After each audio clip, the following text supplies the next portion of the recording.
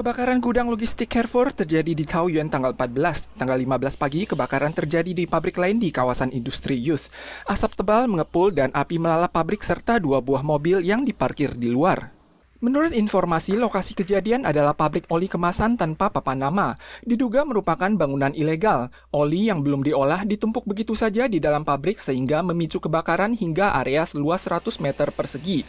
Bencana ini tidak menimbulkan korban jiwa dan luka-luka. Kebakaran gudang logistik Carrefour tanggal 14 hingga kini masih belum padam. Disampaikan oleh Pemkot Taoyuan, industri logistik skala besar harus melewati inspeksi keselamatan kerja dan kebakaran. Pihak Carrefour diminta merancang kembali gedung dengan standar yang lebih tinggi, mempertimbangkan distribusi gudang, membangun lebih banyak zona partisi kebakaran, dan meningkatkan latihan dan koordinasi staf. 15 Maret, Taiwan tidak melaporkan kasus lokal, namun ada 39 kasus asal luar negeri. Chen Shizong mengungkapkan kebijakan karantina akan dilonggarkan dengan orientasi ke arah 753. Pertama, setelah lebih dari 1 bulan, jumlah hari karantina akan dipersingkat menjadi 7 hari, kemudian menjadi 5 hari dan dikurangi lagi menjadi 3 hari. Namun Chen juga mengakui bahwa bila dipersingkat menjadi 5 hari, ada sekitar 20% kasus impor yang lolos dari penangkapan. Ada dokter yang merasa semakin lama mengejar kebijakan 0 kasus akan semakin tidak menguntungkan untuk berintegrasi dengan kebijakan internasional. Oleh sebab itu, pelonggaran secara moderat agar warga dapat terbiasa hidup berdampingan dengan pandemi merupakan prioritas utama. Beberapa ahli juga menganalisis dengan mengambil contoh Amerika dan Inggris. Karena skala vaksinasi dan infeksi alami, kekebalan dan perlindungan massal telah mencapai standar. Bila standar vaksinasi dosis ketiga Taiwan memadai dan jumlah pasien kasus impor mingguan yang dirawat di rumah sakit berada pada jumlah 350 orang ke bawah, sehingga tidak menyebabkan beban medis, maka perbatasan boleh dilonggarkan. Pada tanggal 14, para pemimpin tingkat tinggi Amerika dan Tiongkok mengadakan pembicaraan di Roma, Italia terkait situasi di Ukraina dan Taiwan. Direktur Kantor Urusan Luar Negeri Pusat Komisi Tiongkok, Tiger Yang, menegaskan kekeliruan Amerika terhadap isu terkait Taiwan baru-baru ini. 恪守一个中国原则、中美3个联合公报规定和美方所作承诺，不要在十分危险的道路上越走越远。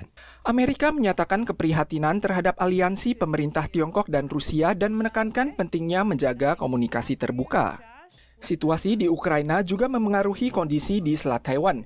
Institut Strategi Internasional Taiwan juga merilis jajak pendapat. Meskipun 60% warga tidak setuju dengan pernyataan bahwa Ukraina hari ini adalah Taiwan besok, beberapa sarjana telah memperingatkan bahwa Taiwan ada di situasi yang lebih berbahaya dibandingkan Ukraina. 我感觉我们国内好像，尤其是政府方面啦，从这一次乌克兰的这个危机里边，我感觉好像汲取的教训不够。 Hasil jejak pendapat juga menunjukkan bahwa jika Tiongkok mengambil tindakan militer terhadap Taiwan, 70% responden bersedia berjuang untuk membela Taiwan. Selain itu, apakah Amerika Serikat akan mengirim pasukan untuk membantu Taiwan jika terjadi perang lintas selat? 47,3% berpendapat tidak, turun separuh dibandingkan tahun 2020, yang menunjukkan bahwa kepercayaan warga terhadap Amerika telah berkurang. Pengungsi Ukraina harus mengantre untuk mengambil makanan dan air. Mereka masih harus menunggu lama untuk proses imigrasi. Berdasarkan statistik agen pengungsi PBB, sejak Rusia melancarkan invasi, ada lebih dari 2,8 juta pengungsi yang lari ke tempat lain. 1 juta diantaranya merupakan anak kecil.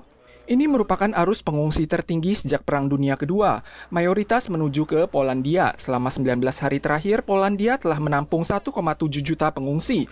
Otoritas setempat mengharapkan agar Uni Eropa dapat menyediakan lebih banyak tunjangan finansial.